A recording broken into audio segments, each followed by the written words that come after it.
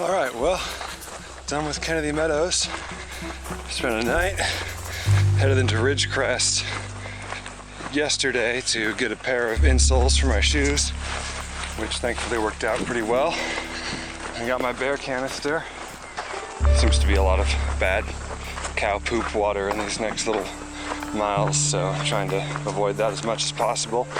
Carrying the 4 liters right now from Kennedy Meadows. I had to split up my resupply package that was coming to here to go to Independence with half of it, because it would have been ridiculous to try and carry all that with the bear canister as well, all the way to VVR from here. It's 170 trail miles, not counting Mount Whitney, which I'm doing. So I'm very excited to be going to the Sierras.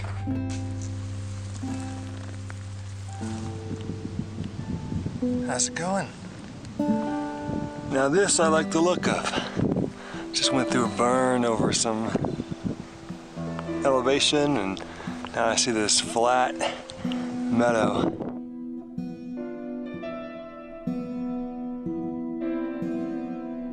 It's a pretty cool old sign. So I started off this trip with the Sawyer squeeze filter, but I switched over to this filter because it requires no work. It uses gravity. I saw Pesky had one and I was like, wait a second. I mean, I don't have to sit here and awkwardly squeeze things with my hands when I'm just trying to rest. It's a miracle. Kennedy Meadows store to Bishop via Kearsarge Pass. Some pretty incredible trees here.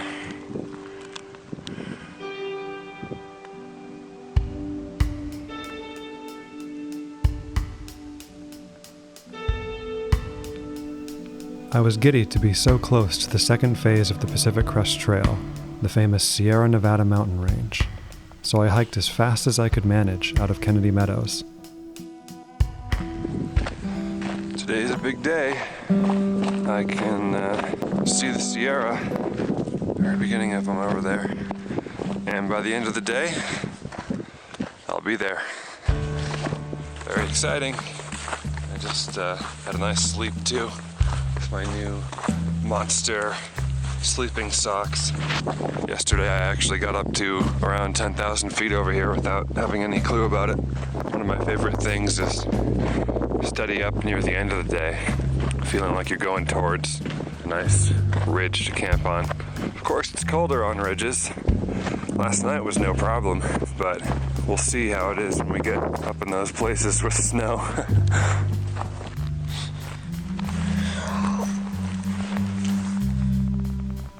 There are many Native American groups that lived and live today in the Sierra Nevada mountains of California and their surrounding foothills. Smaller tribes and bands like the Ahwahnechee and Mono mostly fall into 2 larger groups, the Miwuk and Paiutes, though this is of course a simplification.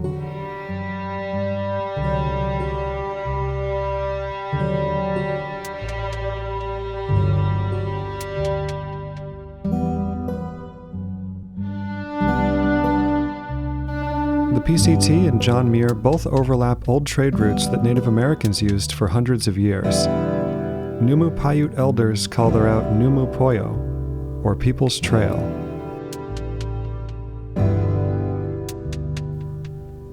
Many groups were forced out of their homes in and near the Sierras by treaty, force, or both. Only in 2019, 5 years after I hiked the PCT, did a Californian governor apologize for the U.S. government's $1.3 million funding of genocide against the natives living in California in the 19th century. The Southern Sierra Miwuk are still fighting to gain federal acknowledgement despite being one of the most well-documented groups in the area. Like my fellow thru-hikers at this point, I started going through food at an alarming rate. Well, as I get into the Sierra, I've been having to deal with this bear canister not fitting well in my pack. My food situation is rather skimpy. And I certainly wasn't expecting the first real day in the Sierras to climb Mount Whitney. If I just take an extra day to do it, I'm gonna run out of food. Not surprising, everybody's talking about their appetite now. Certainly booking it out of Kennedy Meadows. Did a 27 and today's going to be probably a 30 or at least 25. So I'm in the proper Sierra now. Today's ridiculous. Over 30 miles. I started at 7:27 this morning. If I can climb Mount Whitney tomorrow, get back to Crabtree Meadow, and I'm okay. So, pretty incredible after this whole fiasco of a day with regards to food. I'll get down and there's free snow survey food, so I get canned beets, full bean salad, and apricot halves. So I woken up at 4:30, 4:45, up on my way to Crabtree Meadow, where there's a junction with the spur trail to the Whitney summit. Just hoping there aren't too many steep snow slopes. And here I am at Crabtree Meadow, awfully reminiscent of a Albert Bierstadt painting with the grazing deer here in the foreground. And that is Mount Whitney, I believe. It's 8 a.m. So the summit of Whitney is about 8.5 miles and 4,200 feet of elevation gain. I'm just hoping to be back before dark, and that should be right about doable.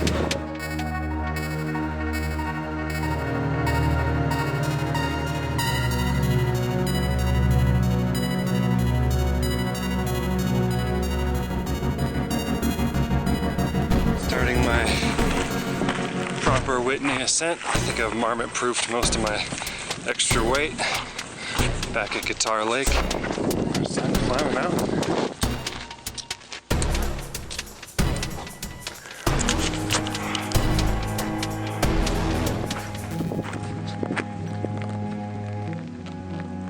To me, landscape is drama.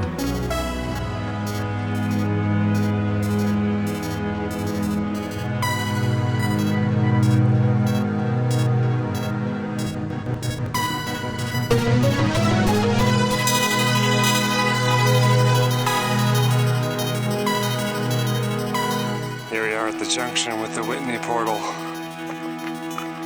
1.9 miles to the summit.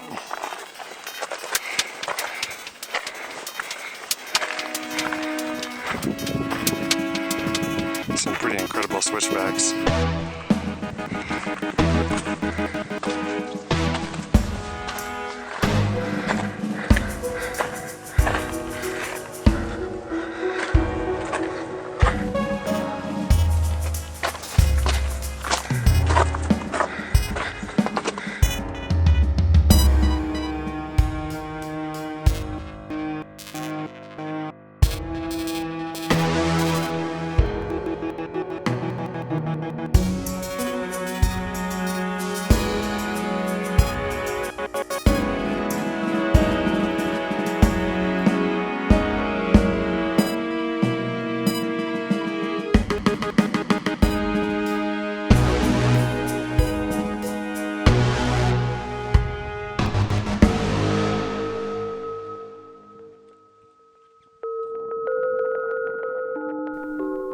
The native Paiute name for Mount Whitney is Tumanguya, which may mean the very old man.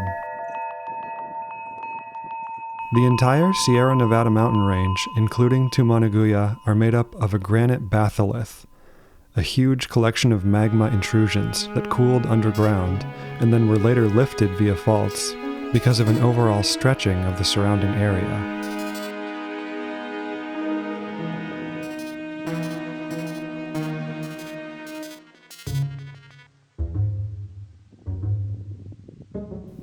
I hadn't expected the Sierras to be shaped so much like a wedge, nor to be stepping up onto the highest part of this wedge all at once, rather than going up a gradual slope.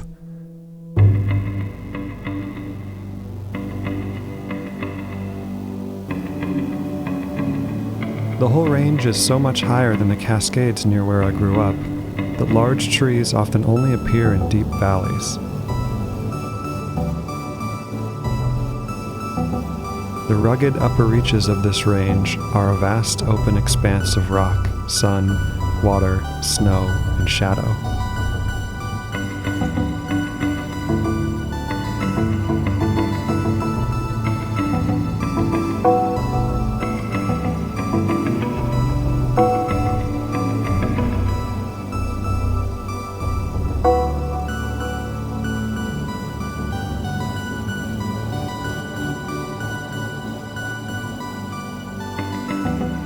Well, this certainly was a much better hello to the Sierras than I was feeling before. Got to take my little lunch break in the highest building in the lower 48. It's 2 p.m., which is great. Down by dark should be no problem. Looks like I probably may even go back to Crabtree Meadow, where they had a toilet. Pretty impressive introduction at last to these mountains that I have never spent much time in before. Typically in the summer in the Sierras, days mostly start clear and clouds slowly gather as the day progresses, building up to an afternoon thunderstorm. The shelter at the top of Mount Whitney was actually constructed when one of the first people to use the new trail to the top of the mountain was struck and killed by lightning. It's clouded up quite a bit since I started up. So for the way down, I think I'll do some explosions in the sky, perhaps.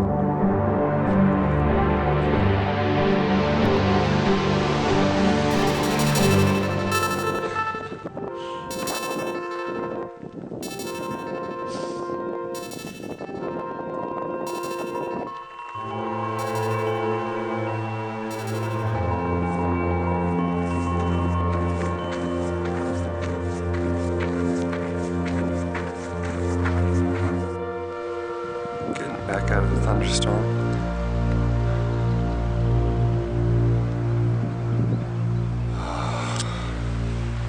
Boy, that was an intense 3 days. After the 2:30s and summiting Whitney, waking up with a nice fruit cocktail in the morning, courtesy of the snow survey having extra food, and some emergency, of course. And that should be a pretty dang good start to the day. I'm going up Forrester Pass today, highest point on the PCT. Of course, I sort of went to my own highest point on the PCT yesterday, but it's gonna be another good day and hopefully get to a place where I can camp and hitch in to Independence early tomorrow in the morning, Saturday when the post office is still open, or maybe even hitch in tonight. We'll see.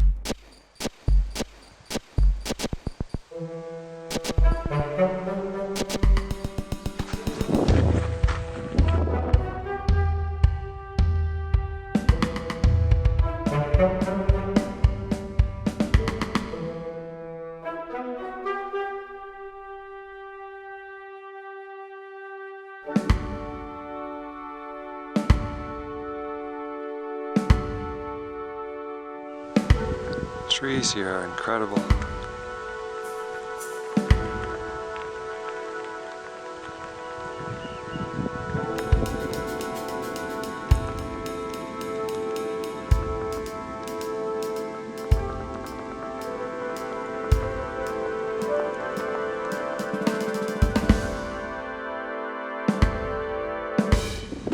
All right, well, I'm officially on the John Muir Trail, and my feet are nice and wet from crossing some streams. Feels pretty good today. Dry out whenever I stop. Everything here is so massive.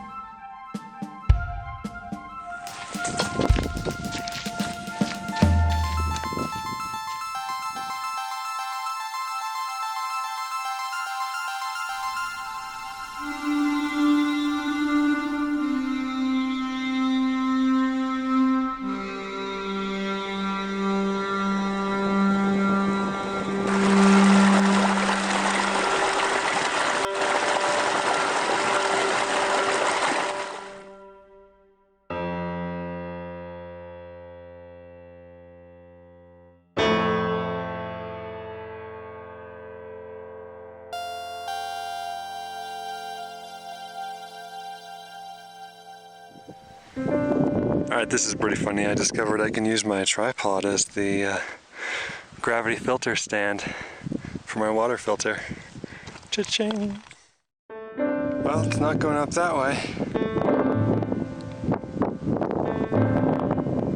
It's going up this way.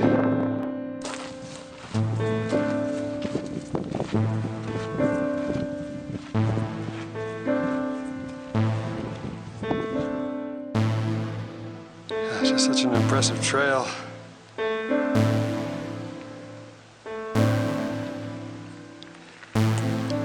All right, there we are.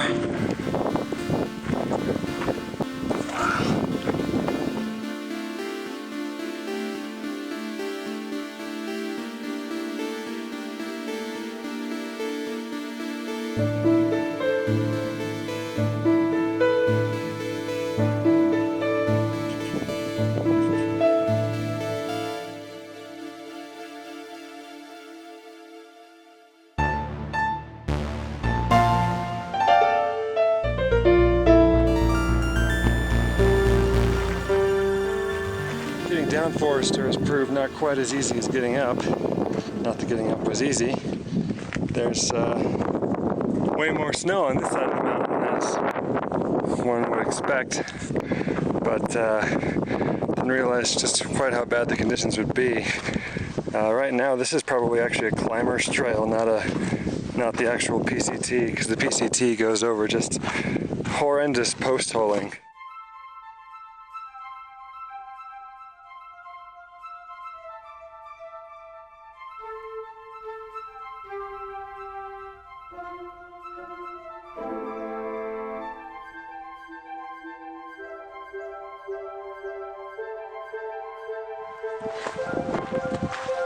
The immensity of this valley. It's just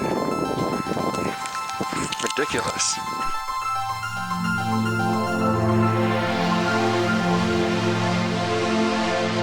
I feel like this is too soon. I needed a further ramp up to this kind of place, not just thrown straight into the middle of it. Not only was there Whitney, the very day after, it's literally just as impressive as the highest peak in the US, lower 48. Oh, does this mean I'm getting back down to 10,000? It's just me. It's good. Coming down this valley after Forrester reminds me of like Hemingway for some reason. Just spires of rock. Also puts me in the mood for good pasta and red wine.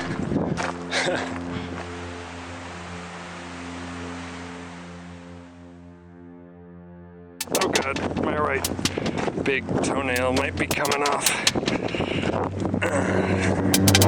Well, after one long day, I am less than half a mile away from Upper Vignette Meadows, which is where I believe I will at the very least dry my feet out and camp. Yep. There's mountains all around me, a sunset, but oh my gosh, I can't really think about that right now because my body is so fucked up, and that's what happens when you go way too far, too fast.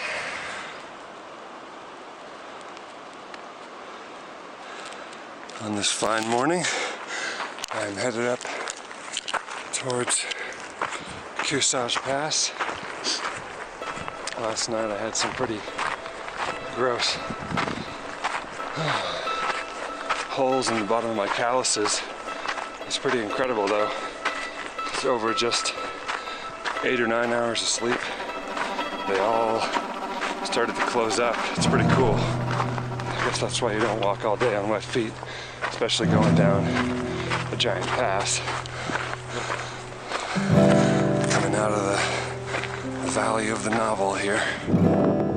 Here we are at Bullfrog Lake on the southerly trail towards Kearsarge Pass. On the way back, I'll be taking the northern way back so I can see more Sierras.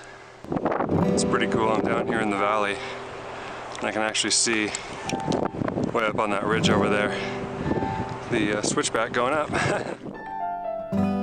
Getting off the trail in the Sierras to resupply at Bishop, heading through Kearsarge Pass, shows you just how far from civilization you are. It's nothing like other resupplies on the trail. It requires a steep east-west venture to break out of the Sierras.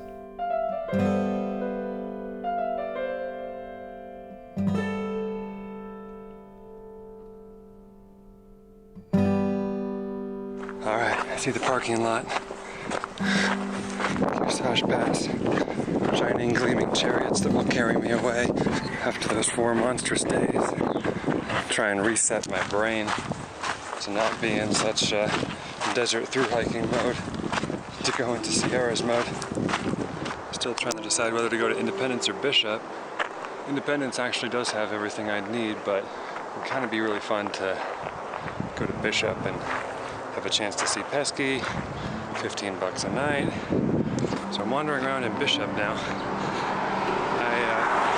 I'm struck by the sudden urge to find painting supplies, maybe a tie bag container to take with me on the trail, but of course this urge struck me on a Sunday when all the art supply stores are closed. Kmart is a couple miles away. At some point on a through hike, you get into town and you realize you feel like a completely different person. Wandering around, everything has a different meaning than it used to. So now I'm relenting my search at Jack in the Box for some cheap tacos. Oh my. $2.14, 4 tacos. Ask for the peppercorn mayo. Dump that on there.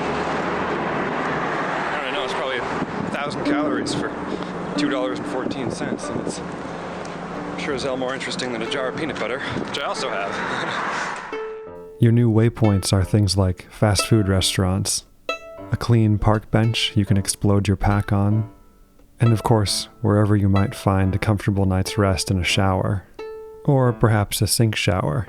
This is what it is to be, quote-unquote, hiker trash. In this town, it seems like a sort of middle of nowhere town, but then you see all these outfitter stores, and from the middle of town you see these mountains off this way, and you're like, oh, that's pretty impressive, and then you look out this way. And this town is just surrounded by the Sierras. It's pretty awesome. It's a little climber's mecca. There's good coffee shops and beer.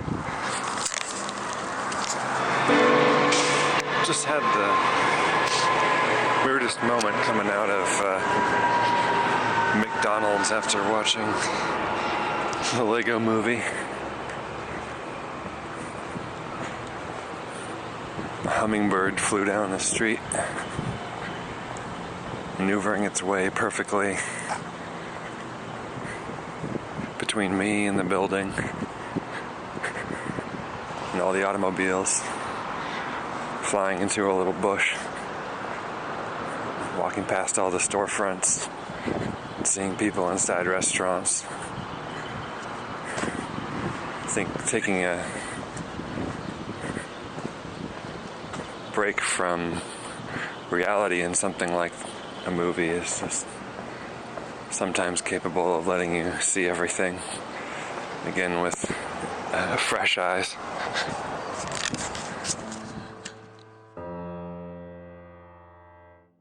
Heading out from Bishop to get back to the Pacific Crest Trail, I felt an immense joy, knowing what still lay ahead of me. Some of the best backpacking in the United States,